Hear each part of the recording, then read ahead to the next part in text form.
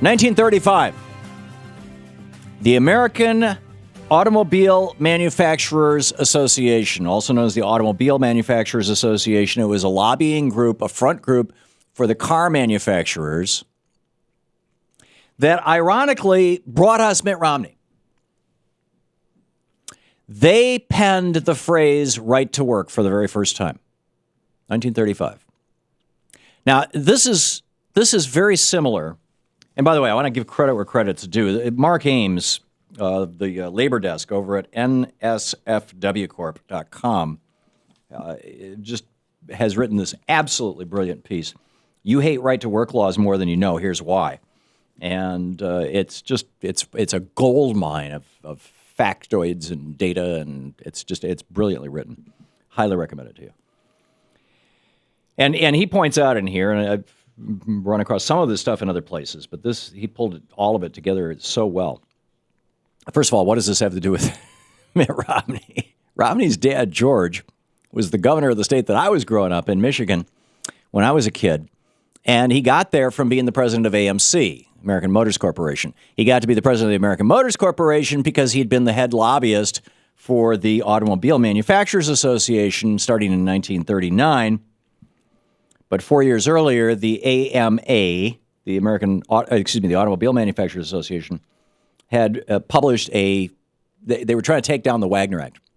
This was FDR's legislation that established the right of workers to form a union. And once they had formed that union by majority vote, a democratic institution, much like, when states joined the union, you had to have a majority vote, these kind of things. And once they had created that union, then everybody who was benefiting from the work of that union had to pay dues to the union. It just makes sense. It's like, if you join the Chamber of Commerce, and you expect the benefits of joining the Chamber of Commerce, and there are many to big companies and small companies too, even local companies, you damn well better pay your dues or they're going to kick you out. Same thing. Okay. So this really goes back, if you take this back in history, back in American history,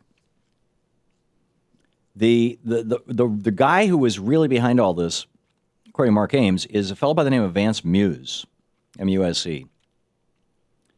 And in talking about the Wagner Act of 1935, the law that established the right to unionize in the United States, and keep in mind, before the Wagner Act, unionization in the United States was in single digits, very, very few.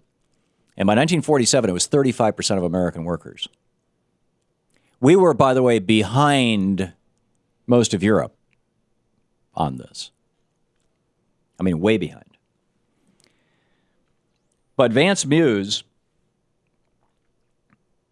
wrote, this founder of the Right to Work anti-labor campaigns, in response to the Wagner Act, and this was the real core of this thing, was this racist rant.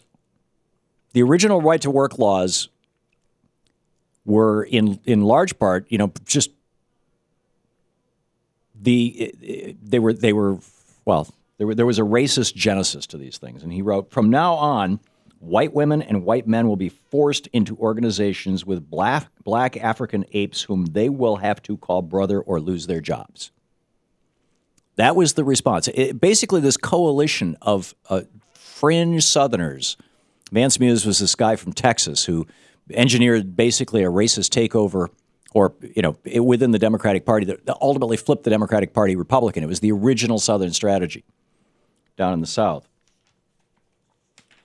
And you look at this. I mean, keep in mind, it wasn't until 1938 that child labor was outlawed in the United States. The Supreme Court had been fighting that.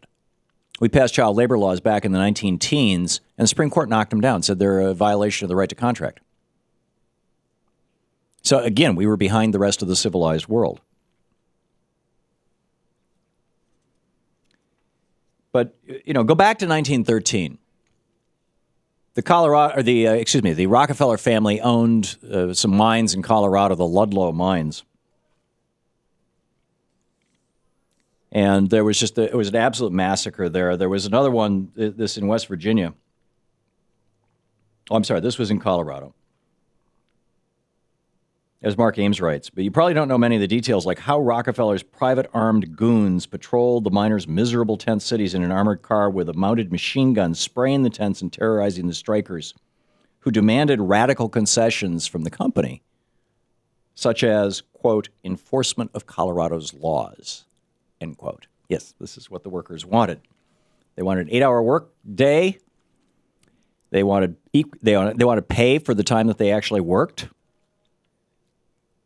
Eventually, there was this tent city, and they were being sprayed with bullets periodically by the goons who had been hired by the Rockefeller family. So they dug trenches inside the tent so that they could get below the bullets. This was the miners and their families, their wives and kids. So when they dug those trenches and looked like they were going to be in for the long haul, the Colorado National Guardsmen poured kerosene on the tent, set it on fire, and killed people as they came running out. We know that at least a dozen children were killed. And multiple tens of workers, scores of workers and their wives killed. And hundreds of miners ultimately were arrested. Seriously, that's what it was like in America before 1935.